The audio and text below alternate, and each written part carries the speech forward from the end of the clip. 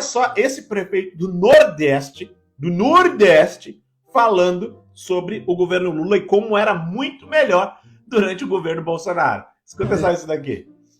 Comparar. Entendi. O Bolsonaro a gente não passou tanta dificuldade, não. Tinha dinheiro certo, muito mais do que o que está vindo hoje. Eu dizia, você não fui eleito do Bolsonaro, não, mas não posso negar, né? O Bolsonaro, o governo Lula parece que não gosta muito do município, não, né? O recurso tem caído a cada dia. Se a eleição fosse hoje, com esse cenário, se eu tivesse noção desse cenário, o senhor teria mudado o voto para presidente? Eu acho que sim, porque no momento que a gente está passando hoje, é a mesma coisa que o povo diz com a gente, né?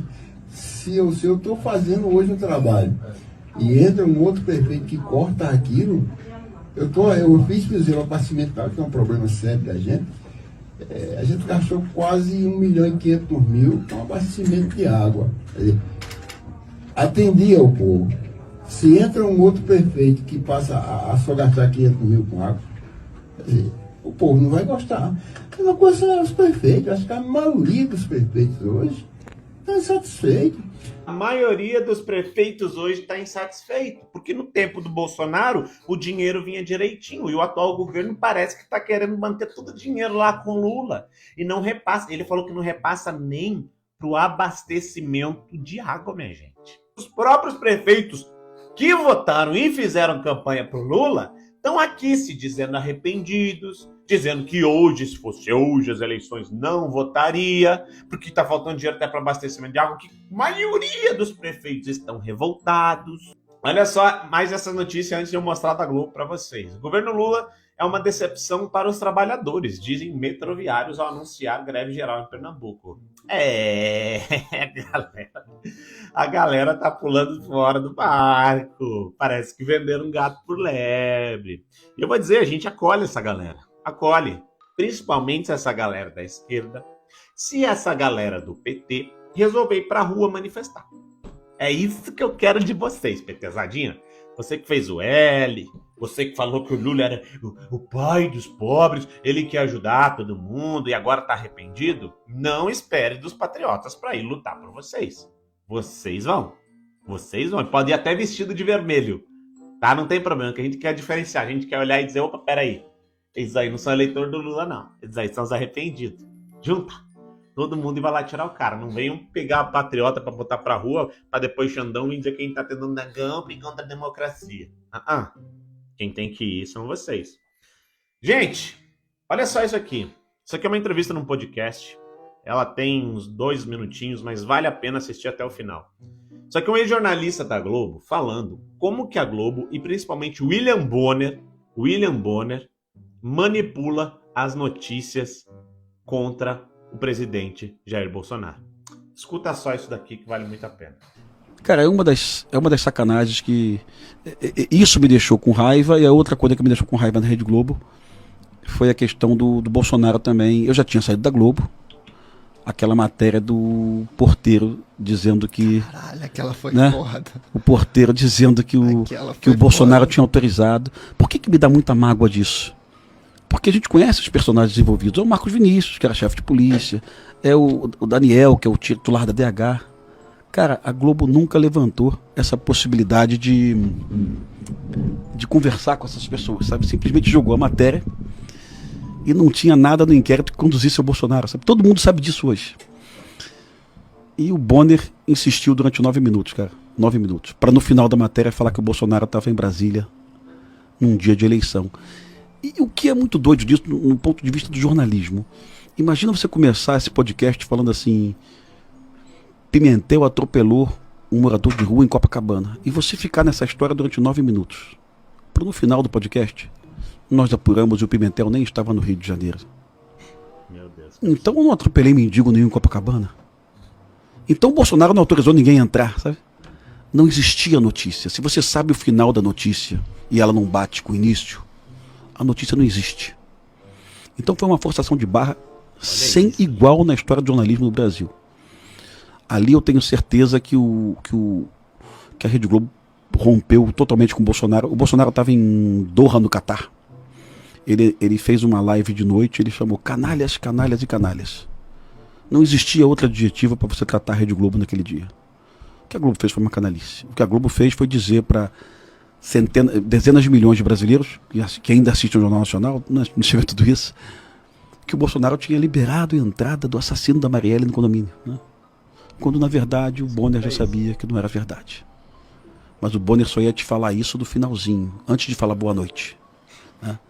E o Bonner ainda ia sugerir que eles na Globo tinham apurado isso, né? E nós apuramos. E o Bolsonaro estava em Brasília naquele dia. E estava lá o nome dele no painel eletrônico, ele estava votando, né? Tinha uma votação quarta-feira à noite, né? Porra, ali me deu um ódio do caramba mesmo. Ali apesar de ter muitas pessoas ali que eu gosto muito ainda, sabe, que eu admiro, ali me deixou muito claro como o jogo do jornalismo é baixo. E como isso aqui pode salvar a informação no Brasil hoje, né? Você chamar o cara aqui, olhar no olho dele, conversar. Você vai chamar aqui o Pazuello. Aliás, eu pedi pro Pazuello falar contigo aquela vez, você estava sem agenda, né? O Pazuello vai chegar para você e vai falar: Rafael, eu sou o deputado mais votado no Rio de Janeiro, 200 e poucos mil votos. Parece que teve uma deputada mais votada que ele, né? Do PSOL. Foi do Vaguinho, foi aquela do Vaguinho. Que teve uma que... Aí ele chegou, ele vai falar assim: Rafael, o Brasil foi o segundo país do mundo a assinar o consórcio COVAX Facility, né? Então, como é que teve atraso? Nós fomos o segundo país do mundo a falar: queremos a vacina. Que tal o dinheiro, né? Como é que a Simone Tebet pode dizer que o Brasil atrasou 45 dias da vacinação? De onde essa mulher tirou essa informação, sabe? E você está olhando na cara dele. O cara não tem como mentir para você. O cara não vai gaguejar, não vai ficar nervoso. Você vai olhar para ele e vai falar. Gente, eu quis deixar o vídeo completo, não comentar no meio do vídeo, porque eu queria que vocês mantessem a linha de raciocínio. Vocês perceberam o que ele falou, aquilo que a gente fala aqui todo dia? Ele ainda fala: o que pode salvar a informação do Brasil é a internet, são os podcasts, as entrevistas desses canais. É por isso que eles querem acabar com a internet. Vocês viram o que a Globo e o William Bonner fazem para manipular uma informação? Ficam 9 minutos falando sobre aquilo, só para no final desmentir. Como ele falou, se tem que desmentir no final, não tinha notícia. Não é para ter notícia, não é para falar. Então não desmente, não dá notícia. Ainda passa os dias hoje e descobre, a situação da Marielle lá, por exemplo. Pô, os caras tudo ligado ao PT. Todos ligados ao PT. Aí tu pega a situação da vacina. O segundo país que assinou o contrato. Não, que teve atraso. E aí, minha gente? Tem gente que assiste essa porcaria e sabe? Dá uma olhadinha nesse vídeo aqui do economista lá da Jovem Pan.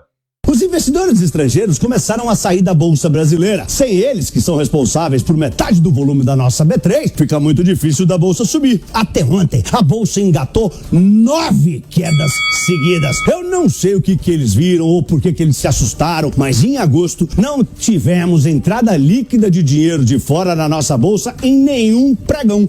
Pelo contrário, saiu dinheiro todo dia do Brasil.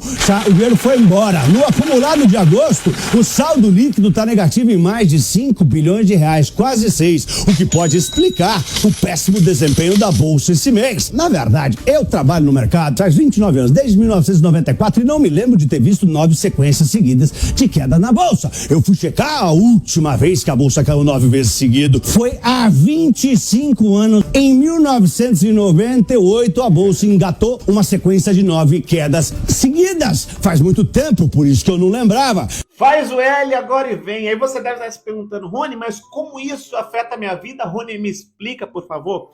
Eu vou te explicar da forma mais simples e direta possível. Veja bem, o governo Lula está gastando dinheiro pra caramba.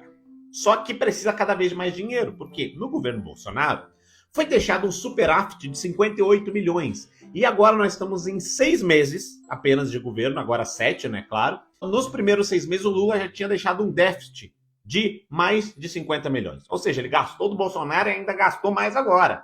Aí, como esse dinheiro está indo embora, os investidores financeiros estão olhando para o Brasil e dizendo: opa, peraí, tá dando ruim, vou tirar o dinheiro do Brasil.